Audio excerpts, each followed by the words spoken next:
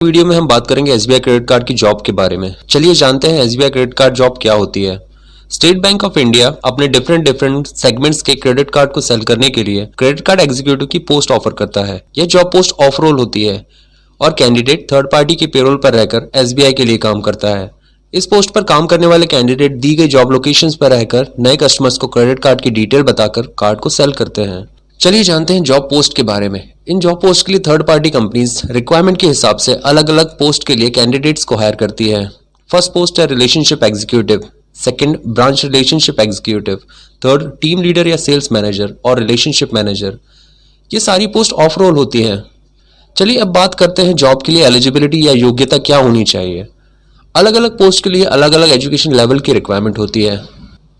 इसके बारे में डिटेल में जानते हैं। फर्स्ट रिलेशनशिप एग्जीक्यूटिव, इस पोस्ट की मिनिमम एलिजिबिलिटी 12th या एचएससी पास होना चाहिए और कैंडिडेट को मिनिमम 6 मंथ्स का सेल्स एक्सपीरियंस होना चाहिए।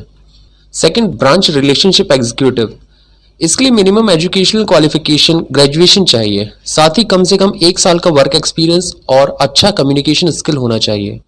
थर्ड टीम लीडर या सेल्स मैनेजर या रिलेशनशिप मैनेजर, इस पोस्ट के लिए मिनिमम क्वालिफिकेशन ग्रेजुएशन है, साथ ही आपको 2 से 3 साल का क्रेडिट कार्ड सेल्स एक्सपीरियंस भी होना चाहिए और टीम के साथ काम करने का अनुभव भी होना चाहिए, क्योंकि इस पोस्ट पर आपको 7 से 10 कैंडिडेट्स की टीम को हैंडल करना होता है और उनसे टारगेट कंप्लीट करवाने होते हैं।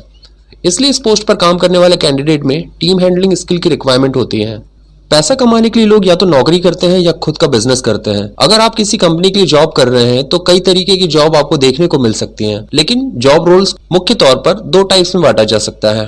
फर्स्ट है ऑन रोल जॉब और दूसरा है ऑफ रोल जॉब। कई लोग जो नौकरियों के लिए अप्लाई करते हैं इस बारे में नहीं जानते कि जॉब ऑन रोल है या ऑफ रोल, और इसी इनकम्प्लीट नॉलेज की वजह से कभी कभी लॉस भी हो जाता है।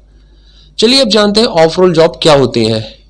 जब आप किसी नई कंपनी को ज्वाइन करते हैं तो आपकी हायरिंग वह कंपनी नहीं करती जिसमें आप काम करेंगे, बल्कि कोई और थर्ड पार्टी कंपनी आपकी हायरिंग करती है। इस प्रोसेस में आपको थर्ड पार्टी कंपनी का ऑफर लेटर मिलेगा जो आपको हायर कर रही है, लेकिन आप काम दूसरी कंपनी में करेंगे। फॉर एग्जांपल, इस जॉब में आप मुख्य कंपनी के लिए काम करेंगे, पर आपको ऑफर लेटर जो कंपनी इश्यू करेगी वह थर्ड पार्टी होगी, क्योंकि थर्ड पार्टी कंपनी और मुख्य कंपनी के बीच में मैन पावर के लिए टाई अप या एग्रीमेंट हुआ होता है। इसी कारण से आपको सैलरी भी थर्ड पार्टी कंपनी ही देगी जिसका ऑफर लेटर आपके पास है। हालांकि सारी सुविधाएं आपको मुख्य कंपनी देगी जिसमें आप जॉब कर रहे हैं, लेकिन हायरिंग और अनफॉर्मेलिटीज थर्ड पार्टी कंपनी द्वारा होगी। इसे ही ऑफ रोल जॉब कहते हैं।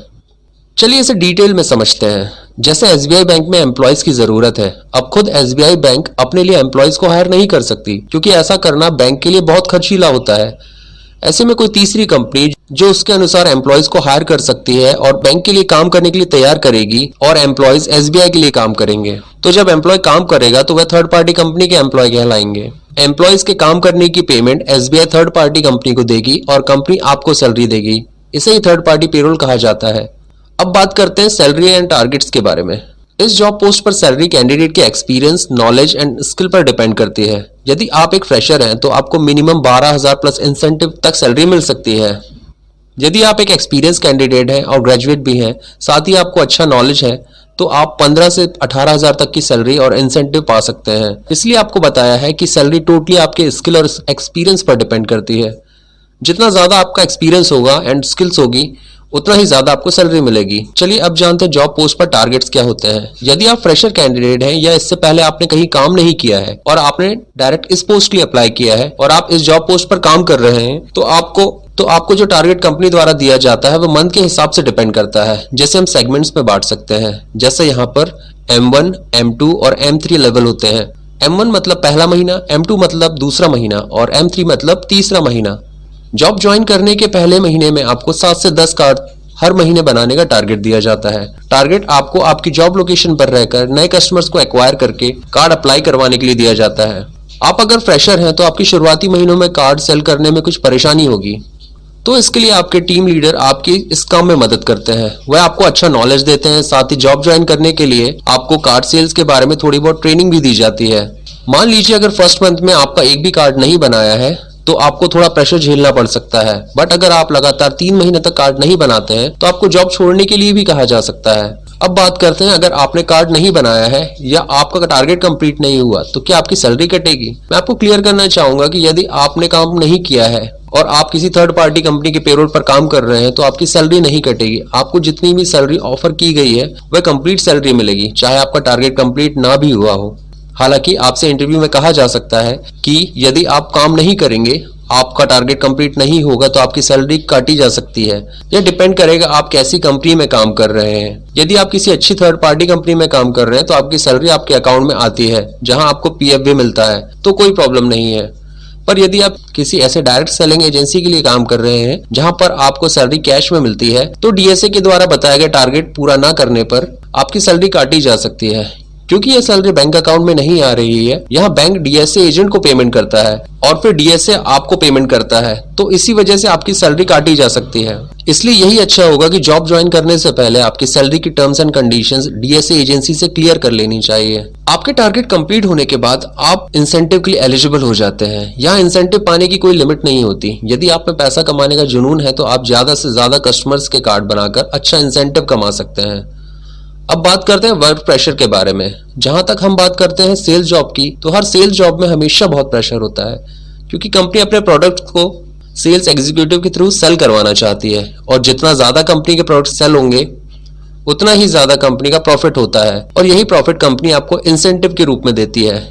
इसीलिए आपके ऊपर हमेशा वर्क का प्रेशर बना रहेगा, चाहे वह आपका टारगेट कंप्लीट करवाने के लिए हो, चाहे ज्यादा से ज्यादा इंसेंटिव कमाने के लिए। हमेशा आपसे आपके टीम लीडर, आपके सेल्स मैनेजर यही कहेंगे कि आप अच्छा काम करिए ताकि आपको अच्छी सैलरी और इंसेंटिव मिले, क्योंकि जितना ज्यादा आप काम करके कंपनी को देंगे उतना ही ज्यादा कंपनी को प्रॉफिट होगा और आपके मैनेजर्स को भी इंसेंटिव के रूप में प्रॉफिट होगा। यदि आप पैसा नहीं कमाना चाहते हैं तो फिर आपको सेल्स का जॉब नहीं चुनना चाहिए, क्योंकि कोई भी जॉब में हर लेवल पर टारगेट प्रेशर होता है और उसको पूरा करने के लिए कंपनीज हमेशा अपने कैंडिडेट्स पर जोर देते रहती हैं, क्योंकि हर कंपनी चाहती है कि उसका प्रॉफिट हो। इसलिए ज्यादा से ज्यादा सेल्स टीम को हायर किया जाता है, उन्हें ट्रेंड किया जाता है और अपने प्रोडक्ट्स को कस्टमर्स के बीच में लॉन्च करके उन्हें सेल करवाया जाता है। अब बात करते हैं एज लेवल की। इस जॉब के लिए एलिजिबल होने के लिए आपकी एज मिनिमम 18 साल से ज्यादा होनी चाहिए और एंट्री लेवल पर एक फ्रेशर कैंडिडेट की एज मैक्सिमम 30 साल है।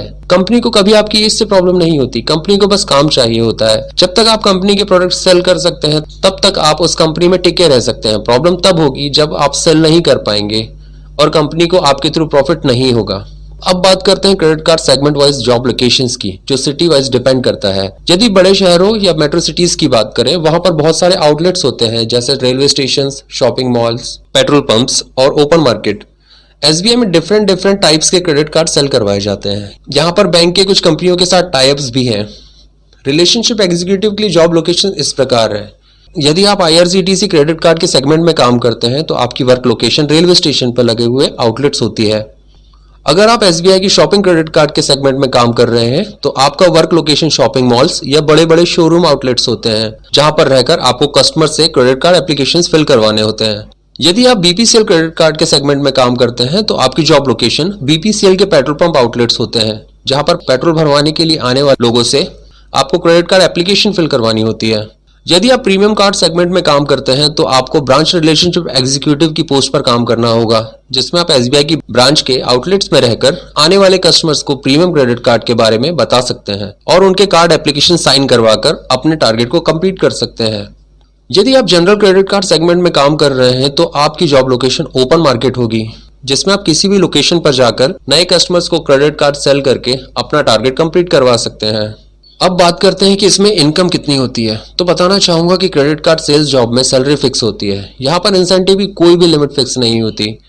जितना ज्यादा आप काम करेंगे, जितना ज्यादा आप क्रेडिट कार्ड सेल करेंगे, आपको कंपनी द्वारा उतना ही ज्यादा इंसेंटिव दिया जाता है। इस जॉब में आपको पैसा कमाने की भूख होनी चाहिए। यदि आप ज्यादा से ज्यादा पैसा कमाना चाहते हैं तो सेल्स जॉब ही आपके लिए बेस्ट ऑप्शन होगा। इस जॉब में इंसेंटिव की लिमिट ना होने के कारण कुछ लोग ज्यादा मेहनत करके हजारों से लाखों रुपए तक इंसेंटिव कमाते हैं। इसीलिए आपको जॉब के साथ साथ ही कम्युनिकेशन स्किल पर भी काम करना चाहिए और आपको आपकी पर्सनालिटी पर भी काम करना चाहिए, क्योंकि जब आपकी पर्सनालिटी अच्छी होगी, आपकी ड्रेसिंग सेंस अच्छा होगा, आप अपने आप को अच्छे से रिप्रेजेंट कर पाएंगे, तभी आप में वह कॉन्फिडेंस होगा कि आप नए कस्टमर से कॉन्फिडेंटली बात कर पाए और उन्हें प्रोडक्ट डिटेल्स दे पाए। यदि आप में कॉन्फिडेंस नहीं होगा तो आप सामने वाले से बात नहीं कर पाएंगे। इसलिए अपने आप पर कॉन्फिडेंस बनाए रखें ताकि आप लोगों से बेहतर तरीके से बात कर पाए। आप में नए लोगों से बात करने में कोई झिझक नहीं होनी चाहिए। अगर आपके पास कोई अच्छा ड्रेस्ड आदमी आकर आपसे बात करे तो आप सुनना चाहेंगे, ना कि आप उस व्यक्ति को सुनेंगे जिसकी ड्रेसिंग सेंस बिल्कुल सही नहीं है और जो जीन्स टी शर्ट में आराम से आकर आपसे कैजुअली ही बात कर रहा है। अब बात करते हैं जॉब सिलेक्शन प्रोसेस की। इस जॉब में अप्लाई करने के लिए आप कंपनी में रिज्यूम शेयर कर सकते हैं। फिर आपका face to face interview sales manager के द्वारा लिया जाता है, जिसमें आपसे वह क्रेडिट कार्ड से रिलेटेड कुछ क्वेश्चंस पूछते हैं, जिसका मैंने वीडियो बनाया हुआ है और लिंक डिस्क्रिप्शन में दी हुई है, जिससे आपको इंटरव्यू के क्वेश्चन एंड आंसर्स करने में हेल्प मिलेगी। सेल्स मैनेजर के अप्रूवल के बाद आपके डॉक्यूमेंटेशन कंप्लीट होते हैं और आपको थर्ड पार्टी कंपनी के द्वारा ऑफर लेटर इशू कर दिया जाता है और आप जॉब ज्वाइन कर पाएंगे। फ्रेंड्स, इस वीडियो में हमने जाना कि क्रेडिट कार्ड जॉब क्या होती है, जॉब पोस्ट कितने टाइप की होती हैं, जॉब के लिए एलिजिबिलिटी क्या क्या होनी चाहिए। हमने ऑफ रोल जॉब्स के बारे में जाना, साथ ही जाना इसमें सैलरी और टारगेट कितना होता है। हमने यह भी जाना अगर आपका टारगेट कंप्लीट नहीं होगा तो आपकी सैलरी कटेगी या नहीं। साथ ही हमने बात की कि किस जॉब में कितना वर्क प्रेशर होता है और card segment wise job locations क्या होती हैं, साथ ही कितनी इनकम हो सकती है और सिलेक्शन प्रोसेस क्या है। अब आप एसबीआई क्रेडिट कार्ड की जॉब के बारे में अच्छी तरीके से जान गए होंगे।